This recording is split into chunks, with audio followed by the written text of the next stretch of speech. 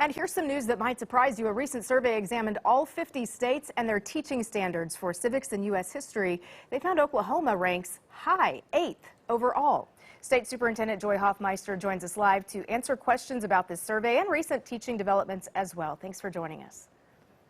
Oh, thank you, Heather, and it's great to be with you. And yes, we are very proud of the brand new standards that we worked with stakeholders to have a lot of the history of Oklahoma and also including a lot of civics education in those standards, and proud of those high marks we received on a national level.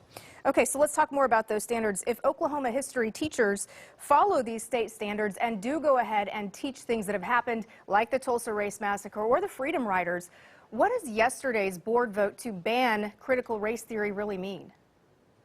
Well, actually, the law itself states that the academic standards for Oklahoma should be taught, and that these will not, the provisions in the law do not interfere with that. So we used the opportunity to stress that even in the rules that were passed yesterday, that our teachers should have the confidence to thoroughly teach Oklahoma's academic standards in social studies, as well as English, language arts, and other disciplines. The language of the bill, or I'm sorry, the law actually is really more specific, and it is related more to some areas that are aligned with critical race theory, and saying that that has no place in an Oklahoma K-12 classroom.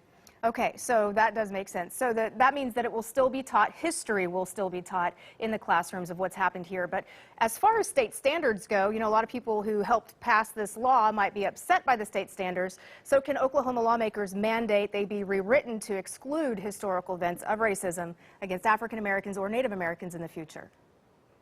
Well, that would be an absolutely troubling development if that occurred, and it's very unlikely. I can't imagine that. When standards for what is taught in school are developed, they begin with stakeholders, those experts that represent various aspects of the subject or discipline. And for example, in our academic standards for social studies, we had members of the Tulsa Race Massacre Commission. We had members of the various sovereign tribes here in Oklahoma, as well as teachers from all across the state. And they come together, that is put together through the Department of Education. It goes to the State Board of Education and then goes to the legislature and is approved or disapproved and then signed by the governor. So there are many steps and a lot of people involved with those standards. So a lot of parents, you know, voted for the banning of critical race theory, and it's likely that teachers will be confronted by parents citing that law to say they can't teach certain historical issues. So how will the state back teachers who find themselves in the hot seat while teaching correctly and being faced by parents? You know, this is also why I believed it was important to quickly put out emergency rules since the legislature passed this law with an emergency provision. That meant it went into effect July 1 instead of the traditional timeline of November 1st. With school getting ready to start, we wanted our teachers to have a very clear understanding that if they teach the standards, there is not a problem here. However, there is embedded in these emergency rules an actual complaint process and steps that actually guard against a misuse or a false understanding or false reporting even. So there are steps to protect what needs to happen and prevent what shouldn't. Okay, and on a different topic now, we've been talking lately about the Western Heights School District, and late this afternoon, they wanted to name their own interim superintendent, but how is the state now handling that? Well, that is an inappropriate step and would be invalid if they continue toward that end.